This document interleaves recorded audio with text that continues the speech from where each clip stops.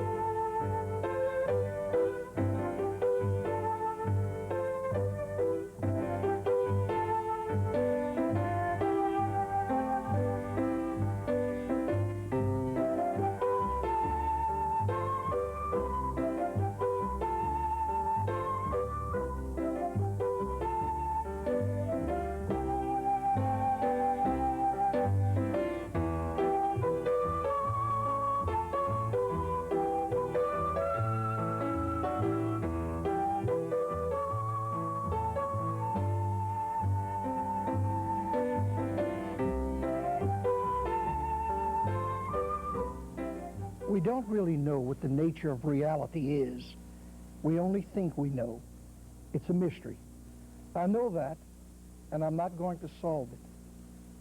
Those are the words of Clarence John Laughlin, one of the great photographers in the world, a man whose photographs have been shown in most of the very renowned museums all over the face of this earth.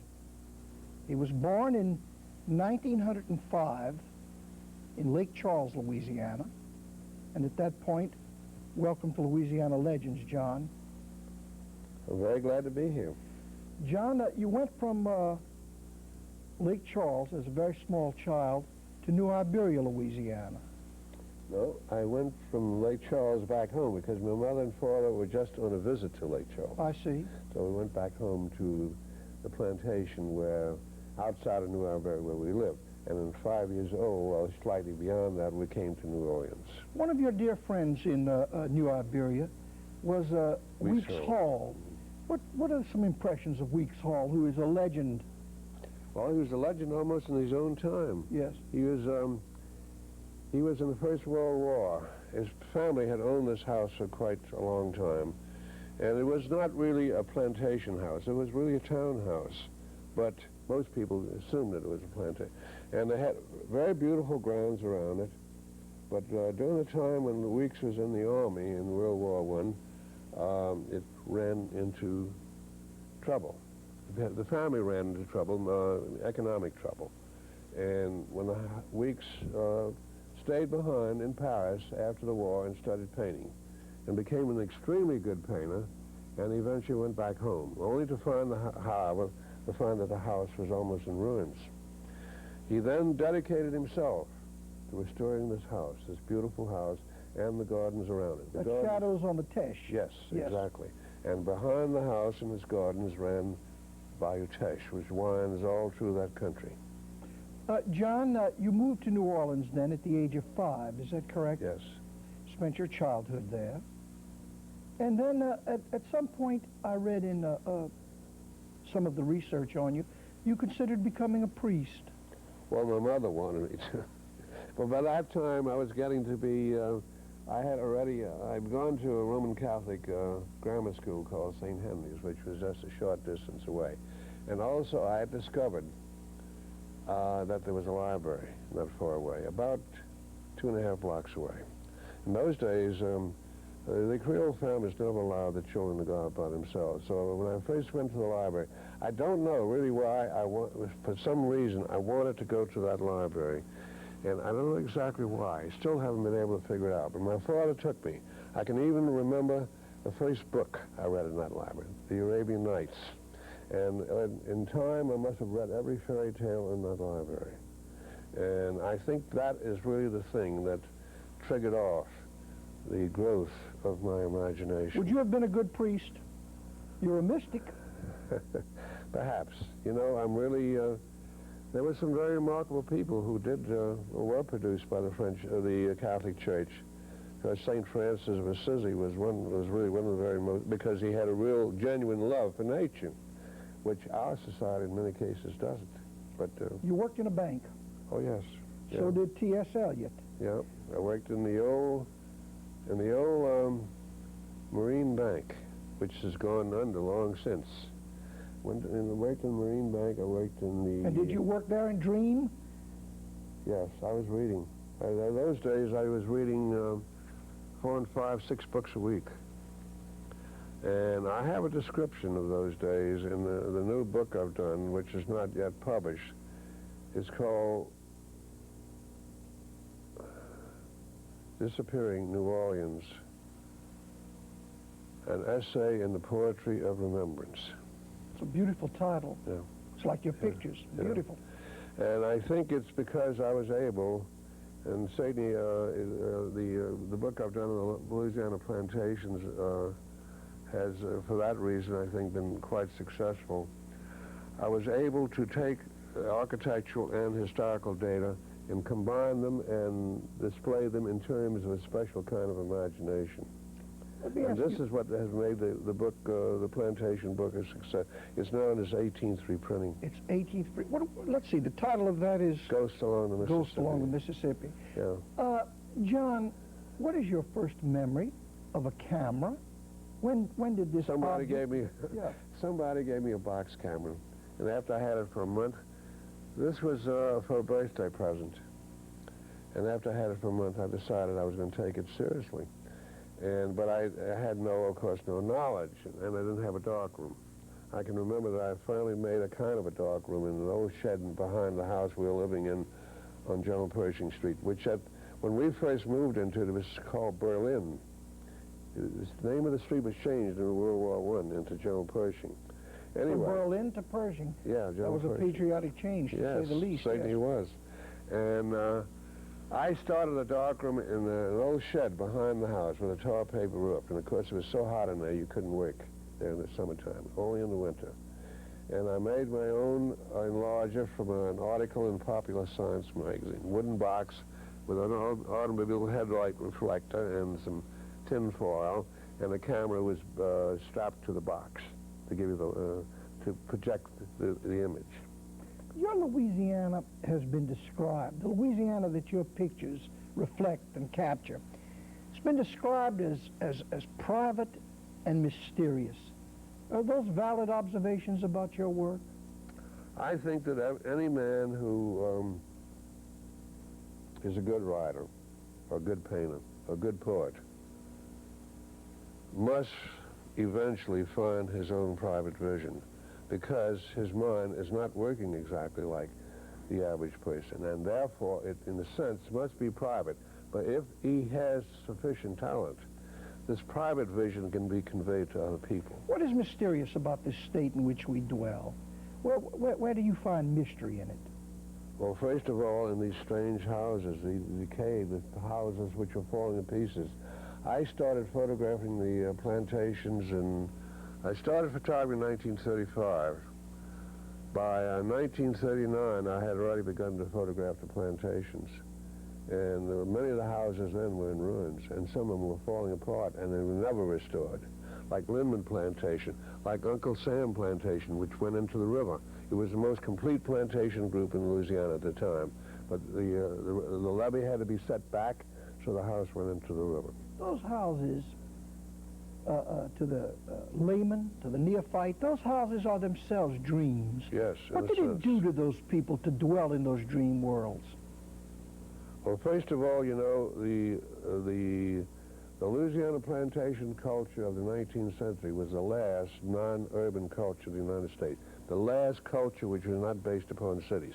The plantations were complete in themselves. For instance, in Paul Orange Plantation, in a number of the others, the furniture in the houses were brought directly from Paris, across the ocean and up the river to the wharves of the plantation. And some of the big plantations raised a lot of things besides sugarcane or cotton. In fact, the plantation which was owned by, he's one of the great plantations on the West Bank. He prided himself that any guests that came to the house, he could set them down to a dinner, from soup to cigars, and all of it, in one way or the other, was grown on that plantation. So let me ask you, these people who dwelled in the rarefied atmosphere of those plantations, and obviously in many cases were able to shut out the horror of slavery right an inch from their window. They had to live in the dream world. Yeah, they had to live in a dream world. And yet, on the other hand, you see, Louisiana was the only state in the South which during the 19th century was able to evolve its own architecture. All the houses you see, Alabama, Georgia, North, South, they all derived from England. There was a certain type of plantation house in Louisiana, which is exemplified, for instance, by Oak Alley. A huge square house where you had very deep galleries. Your columnists reiterated the majesty of the great trees that led up to the house. Your galleries were so deep that the sunlight never got into the rooms, except in the early morning and the late afternoons. You had enormous hip roofs, which could shed the heavy rainfall. These houses were represented, and every room open on the central hall and onto the galleries. So you had cross ventilation everywhere. That kind of house did not exist in the other southern states. It was evolved in Louisiana mostly by the French and Creole families, not the English families. You yourself ended up in perhaps one of the more unusual dwelling places of anyone I know, the attic of the Upper Pentaba building in New Orleans. First apartment house. These two. Now, how did you end up there, John? We don't know exactly. I got out of the Army in 1946, and I knew I was going to, because I had already had a lot of books in storage in the warehouse. I was going to have to get those books out of storage. I didn't have very much money, and they weren't paying U.S. soldiers very, very large salaries then, I can tell you. And I would have to get something that had a lot of space and was not too expensive. So I got, finally, after getting on a list, I got an attic in the Upper Pentaba building on the Decatur Street side, which cost me, I think, $48 a month when I moved in. Now I think it was around $200 or $300 a month. And how long did you live there? I lived there for almost 32 years. With some 30,000 books. Yes, I kept on accumulating books. Now, and your photography equipment. Oh yes, thousands and thousands of pictures. Now, something interests me very much. Your library contains, among other things, comic books, valuable first editions, and books on psychic phenomena. What an interesting conglomeration. Yes. Well, the comic books are mostly for purpose of investment, frankly. It's the only thing I've ever bought for investment, and amazingly enough, I've got a big collection of pulp magazines, too, because mostly the ones that I have deal with science fiction. But some of those 10, 15, 25 cents pulp magazines are now worth $35, $50, $75, $100 a piece. And with the comic books, some of the certain ones are worth even more. Now, how about amazingly enough, psychic phenomena? Is there anything to that? Is that humbug? Psychic phenomena, you know, extrasensory perception. These things all have interested you. Yeah, they do very much, because you see, in the cycle of my evolution, you might say, I went from religion to science. And now I'm in the process. I've become very disturbed by the realization that the scientists can misconstrue things too, that their explanations do not always hold water. And I believe that there's something much more, much to reality that we are not really don't grasp right now. And that doesn't necessarily mean that these things are supernatural. It may simply mean that just like we don't really understand, we can control electricity. We can deduct that what the atoms are composed of, what the parts are. But now, as time goes along, we discover smaller and smaller parts. We also discover larger and larger entities in space. So where does it end? Nobody can tell you. You've described yourself as an extreme romantic. Now, my question is this. Yeah. Can a romantic survive in our very harsh, let it all hang out I time? probably could not survive if I had to make my living now. Fortunately, I don't. I've done such a tremendous amount of work, and some of the work is, some of the photographs I made are historically very important, because I've got architectural material that I don't really know anyone else has. I have, for instance, over 2,000 negatives of the Victorian architecture in Chicago, and all this people are now becoming interested in. So I've been able to sell my collection, at least one copy of every print, to the Historic New Orleans collection. And finally, I'm getting, because I made these things because I love the houses. I got interested in it. I got interested in how the Victorians were involved with a kind of functionalism that goes beyond our functionalism.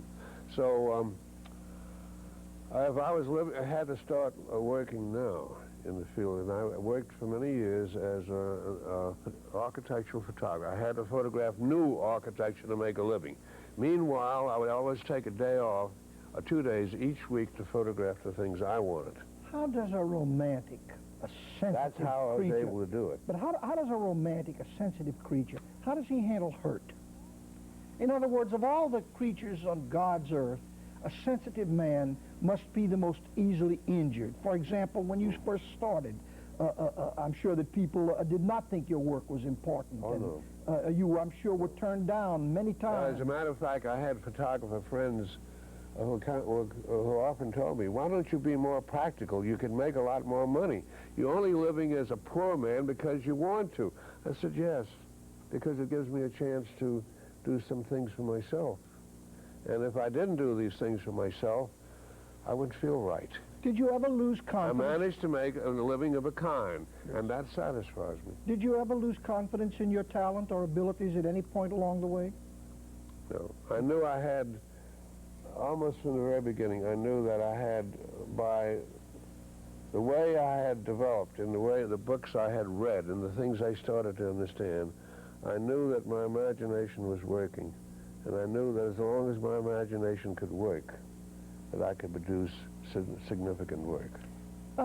It seems to me that of all the creative endeavors, that photography, wherein a person has to spend hours in a dark room alone, how does that affect a man? I can remember. You see, I didn't even have my own darkroom because the darkroom, eventually I moved to that house in Joan Pershing Street. And I moved into the Talbot building, and there it was impossible to have a darkroom because the huge trucks passing downstairs were shaking the whole building, so I could not get sharp prints. So through a chance meeting with the Edgar Stearns, I was able eventually to use the darkroom they had way out in Metairie. I had to go out there in 3 buses because I'm one of the few people I know have never owned a car. And when I used to pass City Park, and knew I had to go into this darkroom, where a New York architect had designed the house, and he didn't know much, so he painted all the walls black, dead black, and the concrete floor. And I went out there for at least 25 It's a years. kind of tomb, isn't it? Yeah, I felt I should get off this bus and go and sit in the park underneath the tree, and I was terribly tempted every time I passed there. But I never did it, because I knew if I didn't produce the work, I would never be able to get the kind of recognition I felt that this work deserved. The work, not just myself. Does it make you feel very good after all of these years to know that, unlike most of us, something which has come out of you and which you have produced will endure? Well, let's hope so. Let's hope so. None of us can tell, really, what will happen. Not even people as great, and he's probably the greatest painter of our time, Picasso. If some of the things that are now being materialized by the technology of our time, the deadly things that may destroy a whole civilization, and everything is going to go. It's been said that you capture, with your camera, the mystery in objects of everyday life. I've done a series called The Magic of the Object, in which I use nothing but completely ordinary things. I have a book here, a book that's been published on my work. I'll show you afterwards. It was just an old house in Houston. Yeah, I'd gone there to photograph architects. But it was the house was deserted, was empty, it was falling apart. It was just an ordinary house. But they had a window with a broken screen in it. And the screen had been broken into two parts. And I looked at these two parts. I got for some reason attracted to this thing. And I realized that if this thing was seen right side up, you would see two strange creatures formed by this torn screen. And they seemed to be talking to one another. So that these nothing but ordinary, commonplace pieces of torn screen became a symbol of communication, which is one of the basic human problems. So I call it strange dialogue. So interesting. See, So for you, there are no inanimate objects. No. You see life in all everything things. is alive. Yeah. All Everything, even ordinary things have kinds of, they are saying something. They're not saying it in words, but the human imagination can translate it into a human language, you see. That's the thing. Now, you haven't been able to, because of health, you have severe arthritis.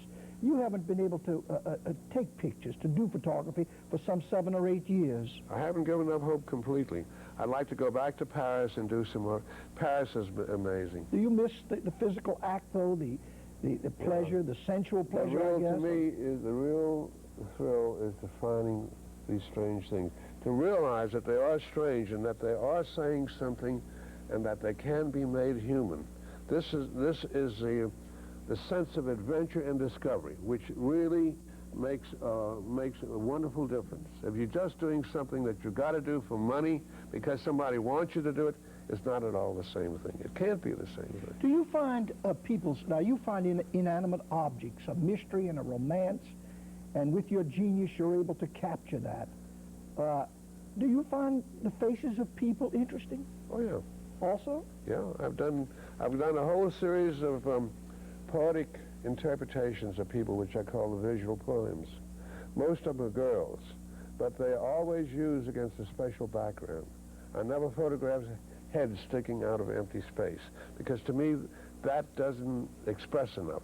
I want the human head with a special background to form a tie between them, to show that in some way, in some poetic sense, they're related. And those are what I call true portraits.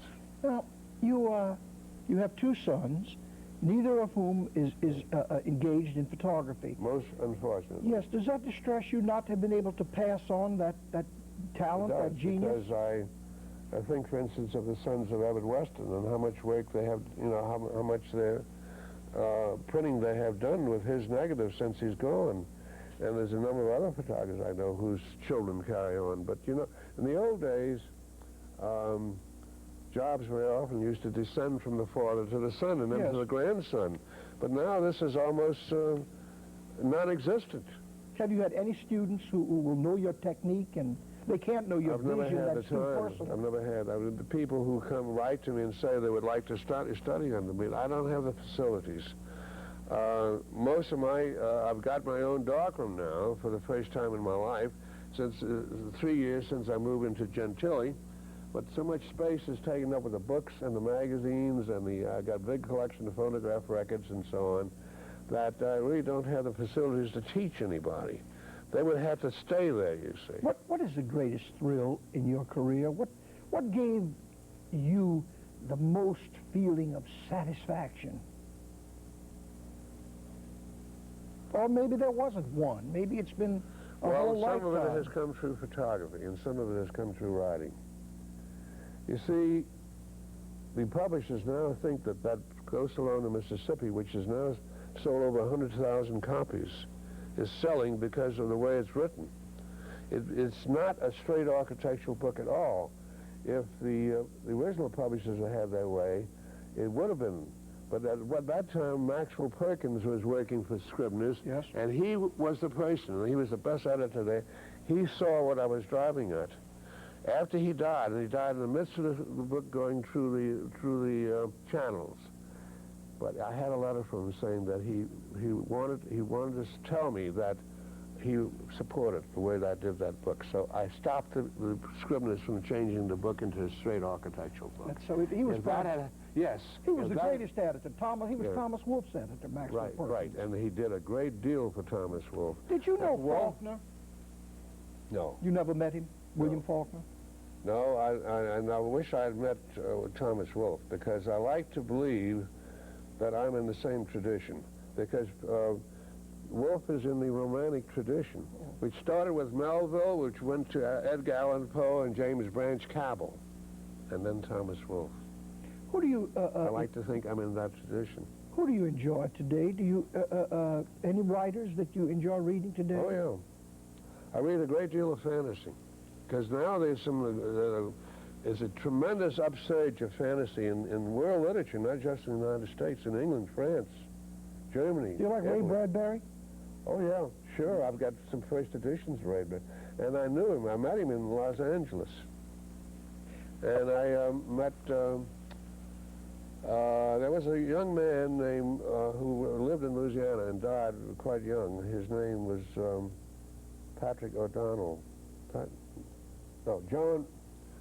I had this terrible memory for names. Names, yes. He wrote The Great Big Doorstep about the people down the river. Yes. Pilot Town and I remember, yes. Boothville. Yes. Yeah, and he came back from the tropics with, he had that intestinal disease, you know, and he ate too much hot food here, and he died in a very early young. I was a good friend of his. Let me ask you this. Now, at what point, this fascinates me, at what point did you say, I am a photographer, I can really do this thing, I can create, I can't just capture, but I can create? Was it a picture? Was it a moment? No. What I would have said to myself, I am a photographer because I am a writer. Because almost all my inspiration comes out of my writing or the writing of other people. The poetic cast of my mind comes out of my long acquaintance with all the great American, English, and French poets. And I've translated into my own idiom, you might say, yes. But all the real inspiration comes from literature. John, you're a delightful man and a great artist, and of course I'm honored to have this opportunity to chat with you. I'm certainly very happy to have met you, because you've asked some of the right questions. Well, it's the first thing I've done right this month, so you really make me feel good. John, thank you so much, sir. Well, thank you, and I hope that we do meet again, and if you ever should, by some chance, get to New Orleans, I'll be very happy to show you my library. John Laughlin, great man, great photographer, Louisiana legend. Thank you.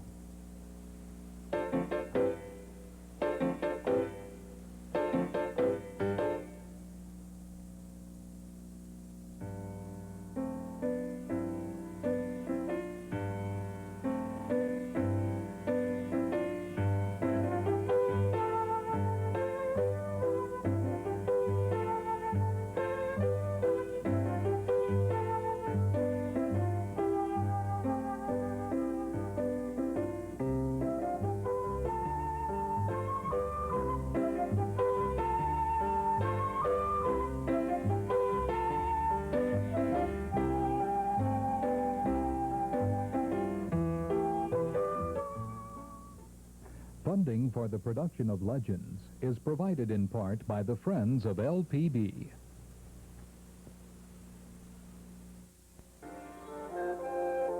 Wake up to AM weather, weekday mornings at 6:15, here on WYES Channel 12 in New Orleans.